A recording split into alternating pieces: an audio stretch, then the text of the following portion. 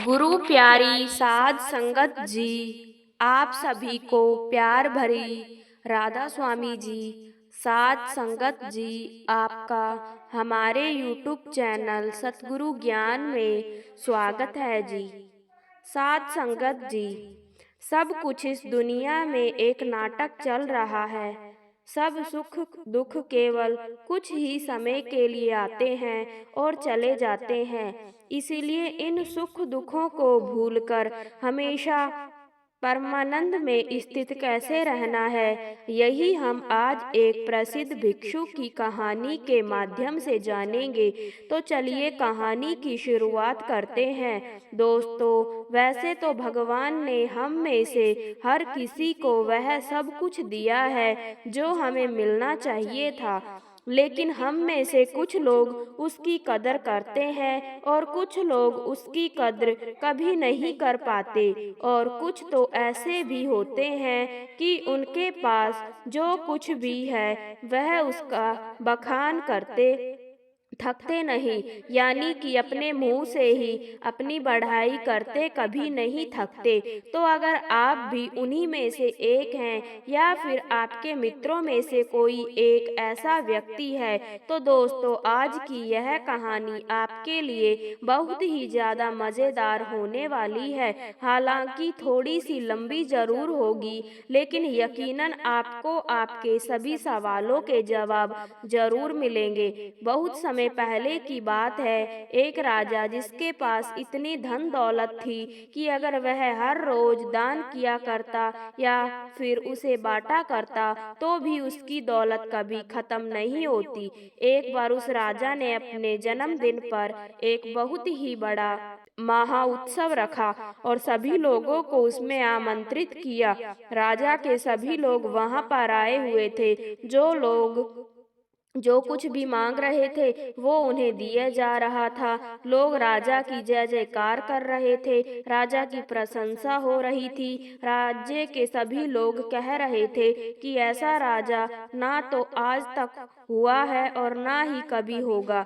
यह सब सुनकर राजा भी मन ही मन बहुत खुश हो रहा था, वह फूला नहीं समा रहा था। तभी राजा ने अपने राज्य में आए हुए सभी लोगों से कहना शुरू कर दिया कि मेरे पास इतनी जमीन है कि मैं भी नहीं जानता और उसे कोई भी नाप नहीं सकता। मेरे पास एक ऐसा अभूतपूर्व है जिसमें कोई भी शत्रु कभी नहीं घुस सकता। मेरे पास इतनी धन और दौलत है कि अगर मैं उसे रोज लुटाना भी चाहूँ तो वह कभी खत्म नहीं होगी और मेरे बल के आगे कोई भी शत्रु अपने घुटने टेक देता है। राजा अपने बखान में लगा हुआ था, वह अपनी बढ़ाई कर ही रहा था कि तभी उस भीड़ में से एक फकीर साधु बाहर आया। उस साधु ने राजा से कहा है, हे राजन, तुम्हारे पास कुछ भी नहीं है, फिर तुम भला इतनी अपनी बढ़ाई क्यों कर रहे हो? मुझे तो लग रहा था कि मैं ही गरीब हूँ, लेकिन तुम तो मुझसे भी ज्यादा गरीब निकले। इतने लोगों के सामने जब फकीर ने राजा से यह सब कहा तो राजा को क्रोध आ गया। राजा ने तुरंत ही उस फकीर को कारागार में डाल दिया। अगले दिन उस फकीर साधु को राज्य सभा में बुलाया गया और उस फकीर से राजा ने कहा, अब कहो तुम क्या कहना चाहते हो? इस पर वह फकीर साधु कहते हैं कि मुझे लगता था कि तुम्हारे पास धन दौलत ही नहीं है, लेकिन अब मुझे यह तो यकीन हो गया है कि तुम्हारे पास रत्ती भर दिमाग भी नहीं है।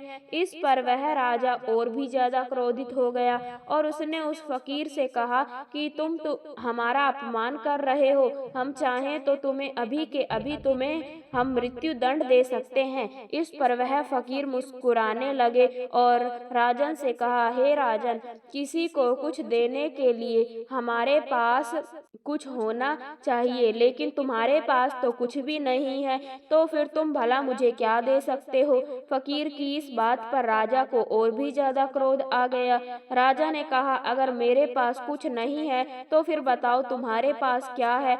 तुम मुझे क्या दे सकते हो? इस पर वह फकीर मुस्कुराने लगा और कहा, हे राजन, मेरे पास जो कुछ भी है वह तुम्हें दिखाई नहीं देगा, और जो तुम्हें दिखाई दे रहा है ऐसा मेरे पास कुछ नहीं है। इस पर वह राजन कहता है कि हे फकीर, मैं समझ गया कि तुम्हारी दिक्कत क्या है। तुम्हारे पास कुछ भी नहीं है और तुम चाहते हो कि तुम्हारे पास धन हो, दौलत हो, तुम गरीब हो इसलिए तुम अमीर होना चाहते हो। तो ठीक है, तुम अपने घर चले जाओ और अब इसकी चिंता करना बिल्कुल छोड़ दो। राजा की इस बात को सुनने के बाद वह फकीर एक बार फिर मुस्कुराने लगा और मुस्कुराते मुस्कुराते वह अपने घर की ओर चल पड़ा। वह फकीर एक टूटी फूटी झोपड़ी में रहा करता था। जब तक वह फकीर अपनी उस झोपड़ी में पहुंचा, तब तक राजा ने उस झोपड़ी में हीरे जवाहरात से भरे हुए कुछ थैले उस झोपड़ी में रखवा दिए। राजा मन ही मन यह सोच रहा था कि जैसे ही वह फकीर इतना धन देखेगा तो वह खुशी के मारे पागल हो जाएगा, और यह सब मैं अपनी आंखों से देखना चाहता हूँ। इसलिए राजा झोपड़ी के पास में ही छुपकर यह सब देखने लगा। कुछ देर बाद जब वह फकीर अपनी झोपड़ी में आया तो उसने देखा कि हर तरफ हीरे ही हीरे फैले हुए थे और उसके सोने के लिए भी कहीं पर जगह नहीं थी। इस पर उस फकीर ने उन थैलों को निकालकर अपनी झोपड़ी से बाहर फेंक दिया और अपने सोने के लिए जगह बनाई। उसमें से एक थैला जो बच गया था उसे अपने सर के यहाँ पर रखा और फिर उसी पर सो गया। राजा यह सब देखकर बड़ा ही आश्चर्यचकित था कि भला यह फकीर कहीं पागल तो नहीं है। इतने सारे धन के थैले रखे हुए थे, उसमें से उसने एक भी नहीं देखा। सारे के सारे थैले उठाकर उसने फेंक दिए, मानो वह धन की थैलियां हो ही न, किसी ने कचरे की थैलियां वहां पर रख दी हो। यह सब राजा सोच ही रहा था कि तभी राजा के मन में एक और विचार आया। उसने सोचा कि लगता है फकीर कारगर में रहकर थक चुका था, उसे नींद आ रही थी, जिस वजह से उसने यह सारी थैलियां उठाकर बाहर फेंक दी। लेकिन जैसे ही वह उठेगा तो इन थैलियों के अंदर जब इतना सारा धन देखेगा तो वह जरूर खुशी के मारे पागल हो जाएगा, और जो कुछ भी थैले उसने बाहर फेंके हैं वह भी उठाकर अपनी झोपड़ी में ले आएगा। अब राजा उस फकीर के उठने का इंतजार करने लगा। देखते ही देखते एक पहर बीत गया। वह फकीर नींद से उठा और उसने देखा कि आसपास जो भी थैलियां बची हुई थी उसे भी उठाकर उसने बाहर फेंक दिया, और साथ ही साथ वह यह भी कह रहा था कि यहाँ पर किसने इतना सारा कूड़ा कचरा डाल दिया है। उस फकीर ने अपने झोपड़ी की साफ सफाई की और फिर बाहर आगे की ओर चल पड़ा। यह सब देख राजा बड़ा ही आश्चर्यचकित था। वह सोच रहा था कि लगता है शायद इसे धन की आवश्यकता नहीं है, इसे कुछ और ही चाहिए, जिसके पीछे इस दुनिया के अधिकांश लोग पागल हैं और वह सब कुछ चाहिए। राजा ने उस फकीर के आने से पहले उसकी भी व्यवस्था उस झोपड़ी में करवा दी और फिर फकीर के आने का इंतजार करने लग गया। कुछ समय के बाद जब वह फकीर वापस आया, अपनी कुटिया में अंदर की ओर प्रवेश किया तो उसने देखा कि कुछ लड़कियां फकीर का इंतजार कर रही थी, जो बिल्कुल जवान थी, जिनके अंदर यमन कूट कूट कर भरा हुआ था। वह सभी अपनी अदाओं से उस फकीर को लुभाने की कोशिश करने लगी। तभी फकीर ने उन सब की तरफ ध्यान से देखा और कहा, बेटियों, तुम सब यहाँ पर आए तो हो, लेकिन खाना खाकर जाना, मैं सभी के लिए खाना बनाता हूँ। उन फकीर ने सभी के लिए भोजन बनाया और सभी को भोजन भी खिलाया। वहाँ पर उपस्थित जितनी भी लड़कियाँ थी, अब उनके पास कहने के लिए कुछ नहीं रहा था। तभी उन फकीर ने कहा कि हमारा मन साफ होना चाहिए, तन में कुछ नहीं होता, और हमारा मन तब साफ होगा जब हमारा मन स्थिर होगा। मन की चंचलता हमें लूट लेती है, हम भटकते हैं और सिर्फ भटकते ही रह जाते हैं, लेकिन अगर मन शांत होगा, स्थिर होगा, तो हम उन ऊंचाइयों को पा सकते हैं जिसकी आपने कभी कल्पना भी नहीं की है। सभी लड़कियों ने एक एक करके उन फकीर का आशीर्वाद लिया और वहां से चल पड़ी, मानो वह सभी लड़कियां अपने पिता से मिलकर घर वापस जा रही हो। राजा यह सब देख रहा था और उसे यह सब देखकर बड़ा ही आश्चर्य हुआ। राजा एक बार फिर से सोच में पड़ गया कि आखिर इस फकीर को क्या चाहिए। इसने धन नहीं लिया, इसने उन स्त्रियों को भी खाना खिलाकर भेज दिया, तो फिर ऐसी कौन सी चीज है जो इस फकीर को खुश कर सकती है जो इस फकीर को चाहिए। बहुत देर सोच विचार करने के बाद राजा के मन में एक और नया विचार आया और वह सोचने लगा कि एक ऐसी चीज है जिसके लिए लोग परेशान रहते हैं, जिसके लिए लोग षड्यंत्र भी रचते हैं और जिंदगी भर इसे पाने की कल्पना करते रहते हैं, लेकिन यह सबके भाग्य में नहीं होता। सब सोच विचार करने के बाद राजा फकीर की झोपड़ी में चला गया। फकीर ने जैसे ही राजा को देखा उसने राजा से कहा, हे राजन, आइए, आपका स्वागत है। इस पर राजा ने कहा कि मैं आज आपको एक उपहार भेंट करने आया हूँ और यह उपहार ऐसी चीज है जो सबके भाग्य में नहीं होती। यह कुछ ही लोगों को मिल पाता है। इसके लिए लोग लड़ते भी हैं, मरते भी हैं और षड्यंत्र भी करते हैं और फिर भी यह उनके नसीब में नहीं होता। राजा ने अपना मुकुट निकाला और उस फकीर के सर पर रख दिया और कहा कि आज से आप इस राज्य के राजा हैं।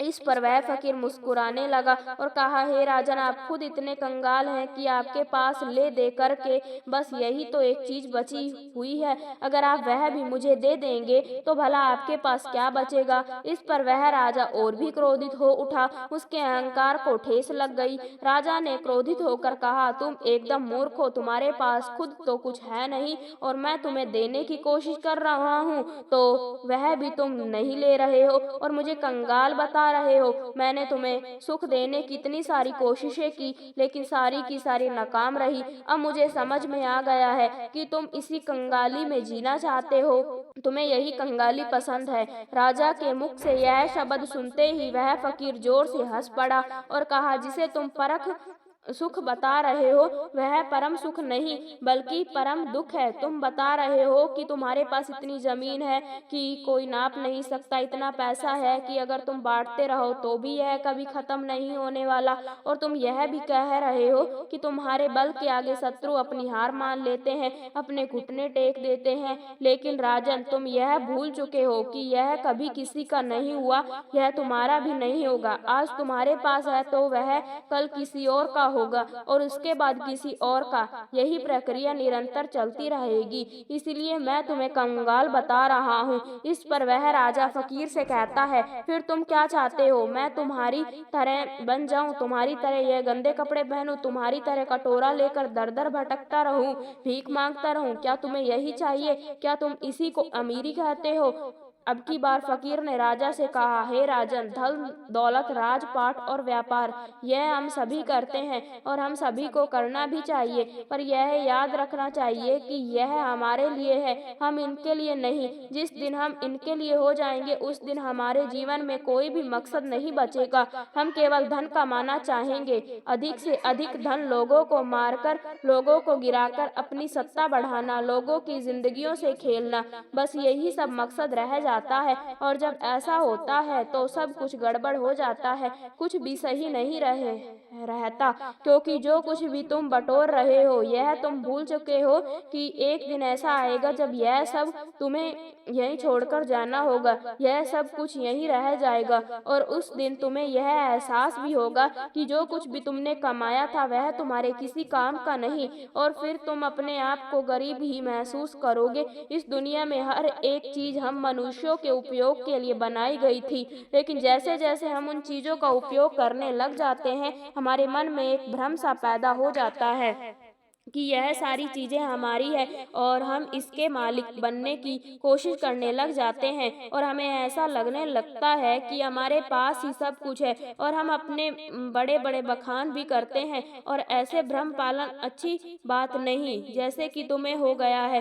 राजन फकीर की इन बातों को सुनने के बाद राजा उन फकीर से कहता है कि ऐसी बातें तो कोई दरिद्र फकीर ही कह सकता है, क्योंकि उसके पास तो कुछ भी नहीं है, वह गरीब है और गरीबी में ही जिएगा और गरीबी में ही अपना अंतिम सांसें लेगा। राजा की इस बात को सुनते ही वह फकीर एक बार फिर से जोर से हंस पड़ा और कहा, हे राजन, तुम्हारे पिताजी इस समय मृत्यु शैया पर लेटे हुए हैं, जाओ और उनसे पूछो कि उन्होंने अब तक क्या कमाया है। उस फकीर की बात को सुनने के बाद वह राजा तुरंत ही अपने महल लौट गया और अपने पिता के पास गया। वहां उसने देखा कि उनके पिता की तबीयत काफी ज्यादा खराब हो चुकी थी।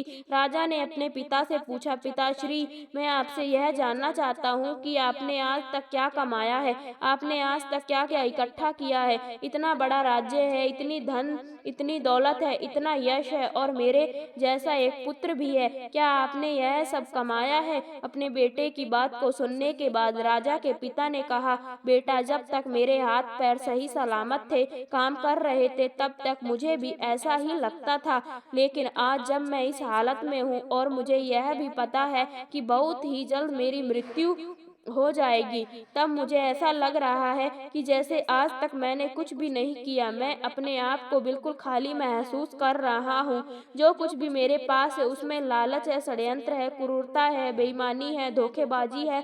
वास्तविकता में यही सब लिप्त मैंने कमाया है, यही है जो मैंने अपने पूरे जीवन में कमाया है और इसी को इकट्ठा किया है। इसके अलावा और मेरे पास कुछ भी नहीं है और ना ही इसके अलावा मेरे पास कुछ और जाने वाला है। आज मुझे खुद पर हंसी आ रही है। इस महल में मेरे साथ कितने ही ऐसे लोग थे जिन्हें मैं अपना कहता था, जिनसे मेरा लगाव था, लेकिन आज वह मेरे साथ नहीं है। यहाँ तक कि तुम भी मेरे साथ नहीं हो। इतना बड़ा मूर्ख और कौन हो सकता है? पिता के मुख से यह सारी बातें सुनकर राजा के मन को बड़ी ही ठेस लगी। उसे बड़ी तकलीफ हुई। वह तुरंत ही उन फकीर के पास वापस लौटा और उन फकीर से कहने लगा कि जो तुम कहते थे वह बिल्कुल सही है। तुम कह रहे थे कि मैं कंगाल हूँ, मैं गरीब हूँ और मेरे पास देने के लिए कुछ भी नहीं है। तुम बिल्कुल सही कह रहे हो, लेकिन मैं अमीर बनना चाहता हूँ और मैं अपनी अमीरी लोगों में बांटना चाहता हूँ। तो यह मैं कैसे कर सकता हूँ ताकि मैं अपने अंतिम समय पर यह ना कह सकूं कि मेरे पास कुछ भी नहीं है। राजा की इन बातों को सुनने के बाद फकीर ने राजा से कहा कि तुम्हारे पास जो कुछ भी है, धन दौलत वैभव, इन सभी को सही ढंग से उपयोग करो और तुम अमीर हो जाओगे। अगर तुम सही उद्देश्य के साथ अपने कार्य को करते रहोगे तो उसका फल भी तुम्हें अच्छा ही मिलेगा। इस पर वह राजन फकीर से कहता है कि आखिर इसमें सही क्या है, यह आप ही मुझे बताइए।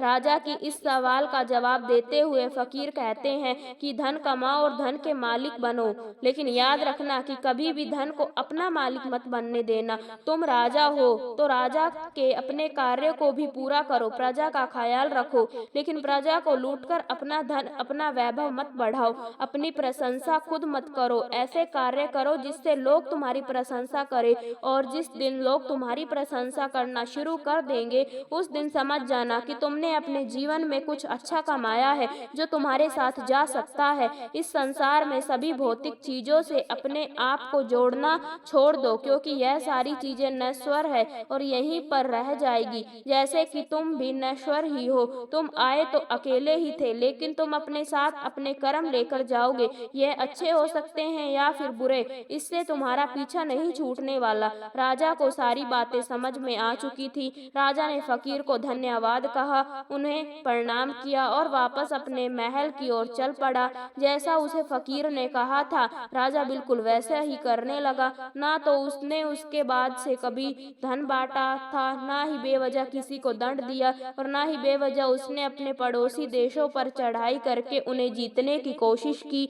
लेकिन उसने इस सीख के बाद अपने राज्य के लोगों को इतना मजबूत बना दिया कि उन्हें किसी से भी धन मांगने की कभी कोई जरूरत ना पड़े। कोई इतना गरीब ना हो कि उसके लिए 2 वक्त की रोटी ना मिल पाए, पहनने के लिए अच्छे अच्छे कपड़े हो, अच्छा घर हो, छत हो। इन सभी चीजों पर राजा ने बेखूबी काम किया। 2 राज्य के युद्ध के बीच में सिपाहियों की बेवजह जान जाया करती थी, इसलिए राजा ने युद्ध करना भी बंद कर दिया। केवल अब लोगों की रक्षा करने के लिए वह युद्ध में उतरा करता था। एक भयंकर युद्ध के दौरान वह राजा अपने एक सिपाही की जान बचाते हुए घायल हो गया था। राजा वह युद्ध तो जीत गया, लेकिन उसकी जान पर बन आई। राजा अपनी आखिरी सांसें ले रहा था। उस समय राजा के चेहरे पर मुस्कान थी। वह जोर से हंसा और कहने लगा, फकीर, तेरा धन्यवाद कि मेरे लिए लोग इतना आंसू बहा रहे हैं, मेरी प्रशंसा कर रहे हैं और मेरी फिक्र भी कर रहे हैं। मैंने इतना कुछ कमा लिया है कि लगता है मैंने कुछ नहीं कमाया। मैं खाली हाथ आया था और खाली हाथ ही जा रहा हूँ। ना मेरे पास कुछ अच्छा है और ना ही कुछ बुरा। तभी अचानक वह फकीर राजा के पास आया और राजा से कहने लगा, अरे इतनी क्या जल्दी है, अभी तो तुम्हें और शासन करना है। उस फकीर ने अपनी पोटली से एक औषधि निकाली और राजा को पिला दी। देखते ही देखते वह राजा बहुत ही जल्दी फिर से स्वस्थ हो गया और जैसे ही वह पूरी तरह से स्वस्थ हुआ, वह वापस उस फकीर से मिलने उसी झोपड़ी में चला गया। लेकिन जब वह वहां गया तो बिल्कुल हैरान रह गया, क्योंकि वहां पर कोई फकीर नहीं था। वह फकीर कहाँ गया यह किसी को नहीं पता।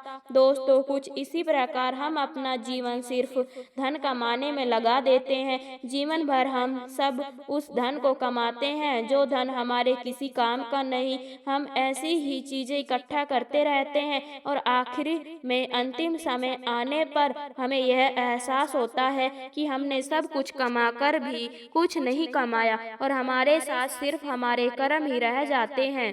तो दोस्तों, मैं उम्मीद करती हूँ कि यह कहानी सुनने से आपके जीवन में अच्छे बदलाव आए होंगे। आपको इस वीडियो से क्या सीखने को मिला, यह कमेंट करके जरूर बताएं और अपने परिवार, दोस्तों या आपके करीबी इंसान के साथ यह कहानी शेयर करके उन्हें भी इस ज्ञान से परिचित करवाएं। बाकी अगर आपको यह वीडियो दिल से अच्छी लगी हो तो इस वीडियो को लाइक कर देना और आपने अब तक इस चैनल को सब्सक्राइब नहीं किया है तो चैनल को सब्सक्राइब भी जरूर कर लेना। गुरु प्यारी साध संगत जी, आप सभी को प्यार भरी राधा स्वामी जी।